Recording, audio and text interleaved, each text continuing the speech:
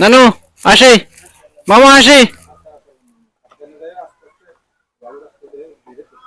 ঠিক আছে, বিসমিল্লাহ।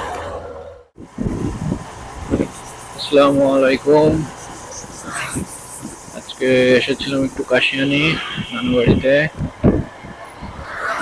এখন আবার নানু বাড়ি থেকে বোয়ালমারি মানে আমাদের বাসায় ফেরত যাচ্ছি। একটা ছোট ভিডিও করে ফেলার চেষ্টা করছি।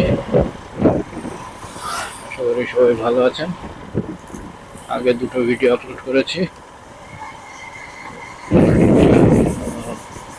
মনে হলো যে একটু আজকে যেহেতু বাইরে বের হওয়ার সুযোগ হয়েছে, আজকে একটা ভিডিও করে ফেলি। আজকে সাথে আম্মু আছে পিছনে, যেহেতু আম্মুকে সাথে নিয়ে যাচ্ছি, একটু সাবধানে সতর্কতার সাথে বাইক চালাতে হবে। তাড়াহুড়ো করার কোনো সুযোগ নেই।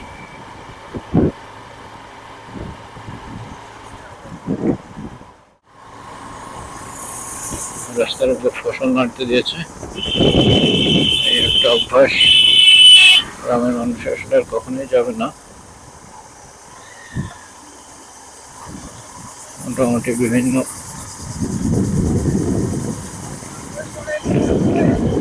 হ্যাঁ ঠিক আছে। এই তো ওর উপর আইসে ব্রেক করলে তো পড়বে, ওগুলো হলো পিছলে।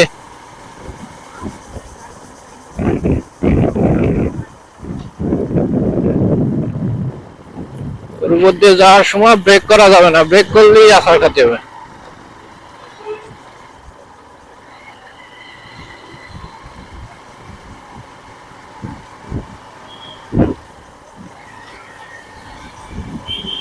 যেটা বলছিলাম যে আসলে এই অভ্যাস গ্রামের মানুষের কোনোদিন যাবে না। আমাদের বাসার সামনে একটা রোডে এরকম দেওয়া ছিল, আমার আম্মু অটোর সামনে নাকি একটা লোক বাইক নিয়ে উপরে পড়ে গেল। যেটা আপনার একটা মানুষের ফসল মারার জন্য আর একটা মানুষের একটা ক্ষতি, এই ক্ষতির দায়ভার আসলে কে নিবে? মানুষের যে ফসলগুলো নাড়ে তার আসলে নিজের বিবেক বুদ্ধি কাজে লাগিয়ে তারপরে কাজগুলো করা উচিত। ছোটখাটো অ্যাক্সিডেন্ট এক ব্যাপার, কিন্তু যদি একটা মানুষের বড় কোনো দুর্ঘটনা ঘটে যায় আপনার এই অল্প কিছু টাকার ফসলের জন্য, তাহলে তার সারা জীবনের যে একটা ক্ষতি হলো, এই ক্ষতিপূরণটা আপনি দিতে পারবেন না। বাইক রাইডিং আসলে বেশ মজাও, আবার মাঝে মাঝে রেকলেস ড্রাইভিং আপনার সারা জীবনের একটা ক্ষতির কারণও হয়ে যেতে পারে।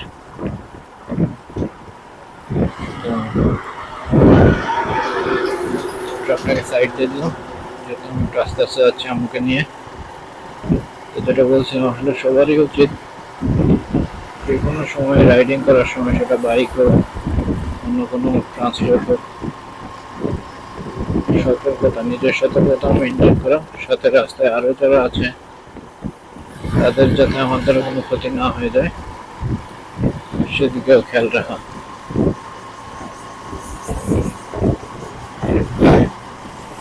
আমি নিজেও আসলে কখনো বাইকের উপর তেমন কোনো ফ্যাসিনেশন ছিল না, বাইক চালাবো, বাইক নিয়ে ঘুরতে যাবো, এগুলো খুব বেশি দিন আগেও তেমন ছিল না। হঠাৎ করেই বাইকের প্রতি একটা ভালোবাসা সৃষ্টি হয়েছে, সেটা কোভিডের টাইমে।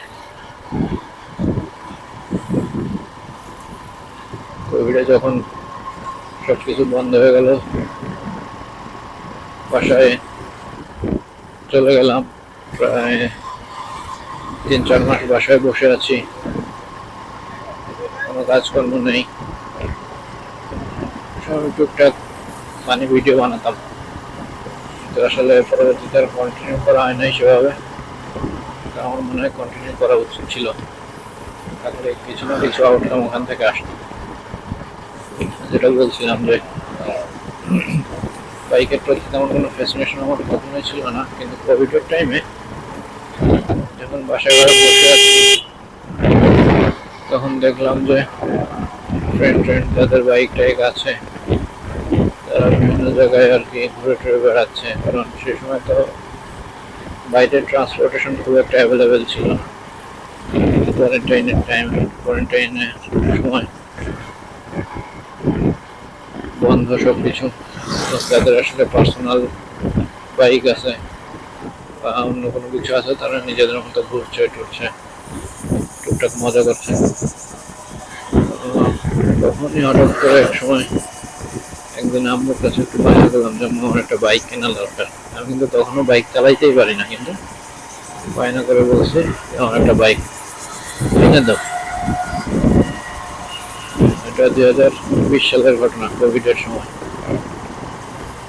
আম্মুকে বায়না করছি, আম্মু সেভাবে না করে নাই, তবে যে হুট করে এখনই কিনে দেবো সেরকম কোনো সিচুয়েশনও ছিল না। কারণ যেহেতু আমরা মধ্যবিত্ত পরিবারে বসবাস করি বা জন্মগ্রহণ করেছি, আমরা চাইলেই কিন্তু একটা 1.5-2 লাখ টাকা দামের জিনিস একদিনের মধ্যে ব্যবস্থা করে ফেলার সামর্থ্য রাখি না, যেটা আসলে সত্যি কথা। যাদের অনেক আছে মধ্যবিত্ত তারা হয়তো চাইলেই মন চাইলে এখনই একটা জিনিস ম্যানেজ করে ফেলতে হবে। আমাদের আসলে মধ্যবিত্ত পরিবারের মানুষের জন্য বাইক এমন একটা জিনিস যেটার পেছনে অনেকটা সময়, অনেকটা শ্রম এবং ছোটখাটো কিছু ত্যাগের ইনভেস্টমেন্ট আছে।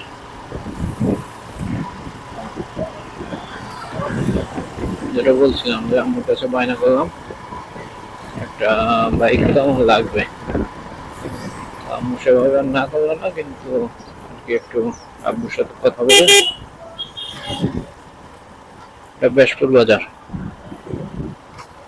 মোটামুটি ভালো সুন্দর ছোটখাটোর মধ্যে একটা বাজার। এখান থেকে যে বাসগুলো ছেড়ে যায় ফরিদপুর শহরের উদ্দেশ্যে, বেশপুর থেকে ফরিদপুর যায়, ডিরেক্ট না, লোকাল সারা রাস্তায় লোক উঠাতে যায়। সময় লাগে মোটামুটি 2.5 থেকে 3 ঘন্টা মতো। যেটা আপনি যদি বাইকে যান মোটামুটি 1 ঘন্টা 10 মিনিটে পৌঁছে যেতে পারবেন।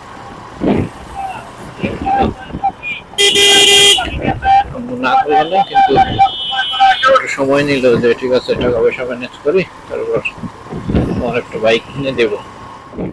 যেটা বলছিলাম পিছনে আম্মু আছে, একটু আম্মুর সাথে কথা বললাম। কি জন্য কোন বিষয় নিয়ে আলো করছিলাম, বাইক কেনার বিষয়। এরপরে আম্মু একটু সময় নিল, মোটামুটি 3-4 মাস ধরে একটা ফিক্সড ডিপোজিট ছিল, সেটা মনে হয় মেয়াদ পূরণ হওয়ার পরে টাকা তুললো। তখন আমি ভার্সিটি, আমাদের মোটামুটি কোভিডের ফার্স্ট ফেজ শেষ করে ভার্সিটিতে আবার অনলাইন ক্লাস চলছে, কিন্তু আমরা ভার্সিটির হলে অবস্থান করছি। আমি তখন আশুলিয়ায় ভার্সিটির হলে, আম্মু বাড়িতে ছিল গোপালগঞ্জ। টাকা উঠিয়ে আম্মুর সাথে কথা বললাম, আম্মু ঢাকা আসবে বাড্ডাতে, আমি ভার্সিটি থেকে যাবো, যে ওইখান থেকে বাইক টাইক কিনে নিয়ে আমাকে আম্মু কিনে দিয়ে আম্মু আবার ফেরত চলে আসবে, এরকম কথা।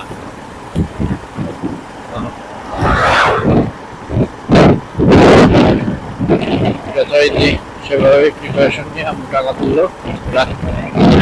হ্যাঁ, বেশ করে ছাড়াইছি।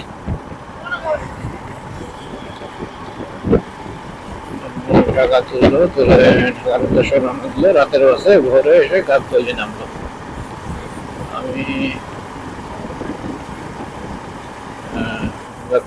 গাবতলী থেকে আবার আসবে বাড্ডা। গাবতলী থেকে বাসে উঠেছে, বাড্ডার বাসে উঠে বাড্ডা এসে নেমেছে। ভিতরে ঘটনা যেটা হয়েছে, বাড্ডাতে এসে নেমেছে একদম ভোরের দিকে। যখনই নেমেছে পেছন থেকে একটা প্রাইভেট কার এসে আমার হাত থেকে ব্যাগ টান দিয়ে নিয়ে গেল। দিয়ে নিয়ে গেছে এটা আমি তো আসলে আমি তেমন কিছু জানি না। 8টা-9টার দিকে আম্মুকে ফোন দিলাম, দিয়ে ঘটনা শুনলাম এই কাহিনী শুনে আসলে মনটা খুব খারাপ হয়ে গেল। তারপরে আসলাম দেখা করলাম, বাইক কেনা আসলে একটা বিপদ হয়ে গেছে। তখন আর মনে সাই দিল না যে বাইকটা এখন কিনি, কিছু একটা চিন্তা করেন বললাম যে না বাইক এখন আর কিনবো না, থাকুক।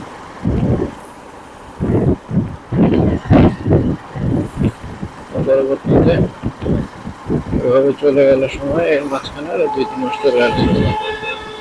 হঠাৎ করে আবার 2-3 মাস পরে এখন আর মন মান না, এখন মনে হয় যে না বাইক এখন একটা লাগবেই, বাইক একটা লাগবে। আমাকে আবার এখন একটা বাইক আমাকে কিনেই দেওয়া লাগবে। যখন বললাম তখন আর সেভাবে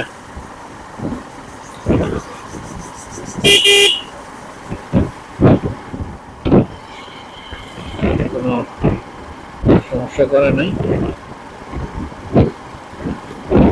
বাইক কিনে দিতে রাজি হলো। আবার আসলো ঢাকায়। আমি তখনও আসলে আমাদের ডিফেন্স বাকি ছিল। আমার বাইক কেনার পিছনে আমার বন্ধু মেহেদি হাসান নাইম, মেহেদি হাসান নাইম, তার বেশ ভালো অবদান আছে। বাইক কেনার সময় সে আমার সাথে থেকেছে সবসময়। 2টা বাইক কিনেছে, 2টা বাইক কেনার সময় সে আমার সাথে থেকে বিভিন্নভাবে পরামর্শ তথ্য দিয়ে আমাকে সাহায্য করেছে। সেগুলোর ব্যাপারে বেশ ভালো জ্ঞান রাখে আসলে, তার জ্ঞান আমার কাজে লেগেছে। জানুয়ারি মাসে 2021 সালে জানুয়ারির 28-29 তারিখের দিকে আবার বাইক কেনার জন্য প্রিপারেশন নিলাম।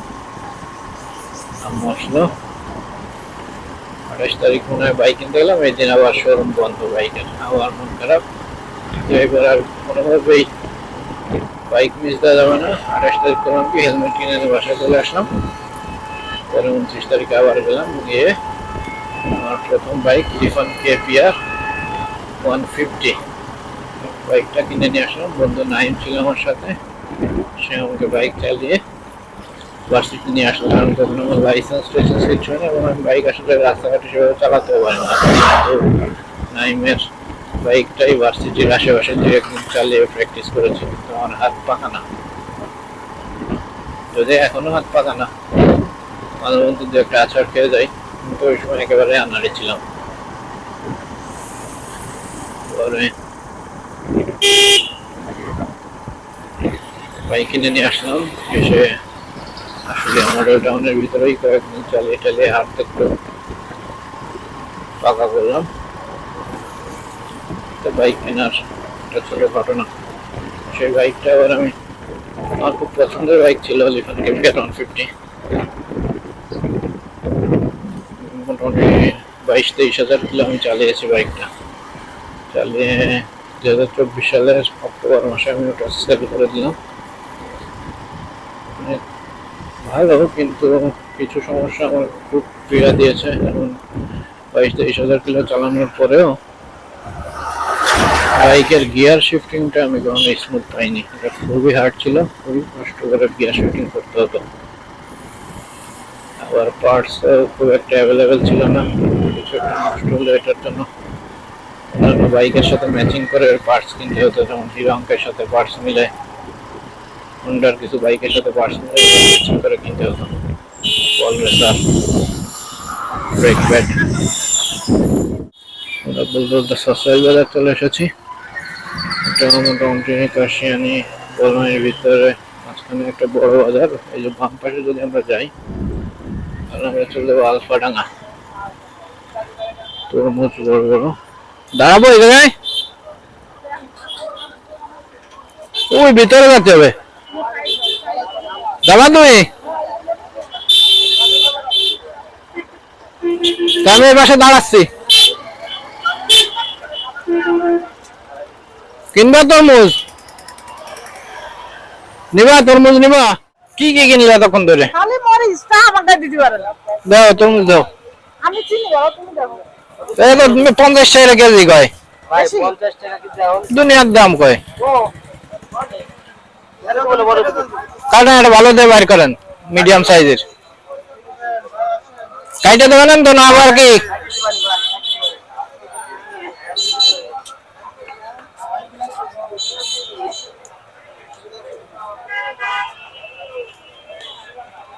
বিরাট তরমুজ হয়েছে, বেশি বড় বলতো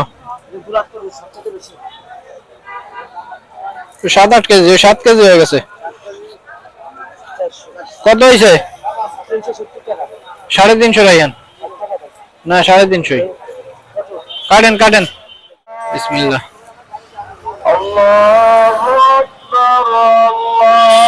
বুঝছো যাবো যাবো। ছোট ব্রেড দিয়েছিলাম সস্তায় বাজারে, তরমুজ কিনলাম আর মরিচ। আবার বাসার উদ্দেশ্যে রওনা দিছে।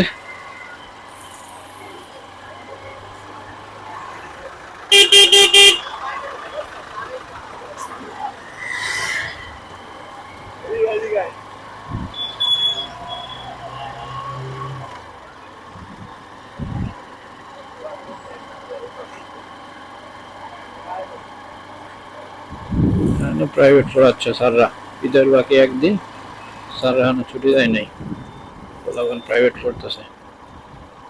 কি পড়ে আল্লাহ জানে, কি পড়ে আল্লাহ জানে। এই তো মোটামুটি গল্প করতে করতে বাসার দিকে আগে যাচ্ছি।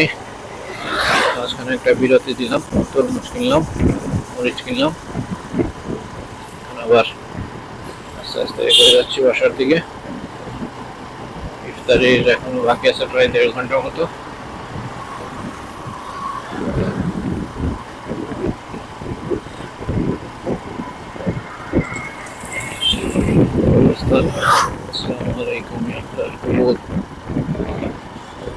আলটিমেট ডেস্টিনেশন, আমাদের সবার আলটিমেট ডেস্টিনেশন কোথায়?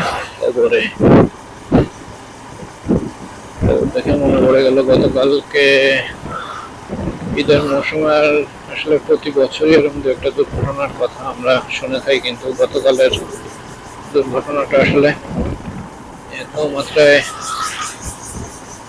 মানে বেদনাদায়ক, সেটা বলে বোঝানো সম্ভব না। ভিডিওটা একবার দেখে দ্বিতীয়বার দেখার সাহস করতে পারিনি আমি। লঞ্চের চাপায় 2 জন মানুষ পড়ে, একজন তো পুরো পিষে গেছে, তারা চেনার কোনো উপায় নাই, আর একজনের উপরে অর্ধেক বডি পিষে গেছে, পরবর্তীতে সে নাকি মারা গিয়েছে শুনলাম। আসলে 2026 সালে এসে মানুষের এমন মৃত্যু মেনে নেওয়া একটু কষ্টই। বাংলাদেশের আসলে মানুষের জীবনযাত্রার মানের কোনো উন্নয়ন নেই।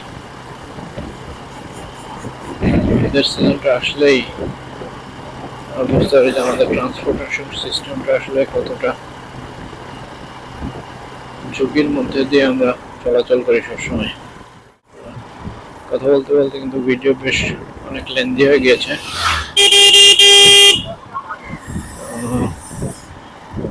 কিছুক্ষণের মধ্যে বাসায় চলে যাবো। মাটির হাড়ি বাতিল, মাটির জিনিসপত্র বানায়।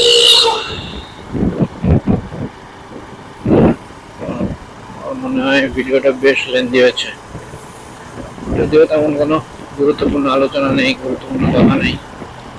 এই ঘুরছি ফিরছি, আপনাদের সাথে একটু ভিডিও করছি, এই আর কি। আমি কিন্তু বেশ এনজয় করছি ব্যাপারটা। যতদিন এনজয় করবো ততদিন করে যাবো। যদি মনে হয় যে না জিনিসটা আমার দ্বারা হচ্ছে না, তাহলে বন্ধ করে দিব, করতে থাকি। আলোটা বেশ লাগছে।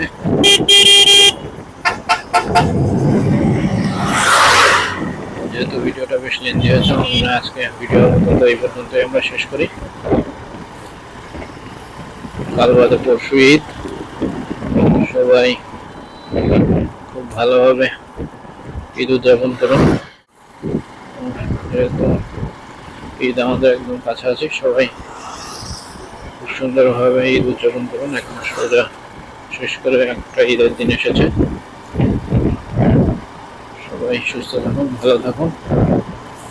আজকের ভিডিওটা এই পর্যন্তই। সবাই ভিডিওটা দেখে সবার ভালো লাগবে। আসসালামু আলাইকুম।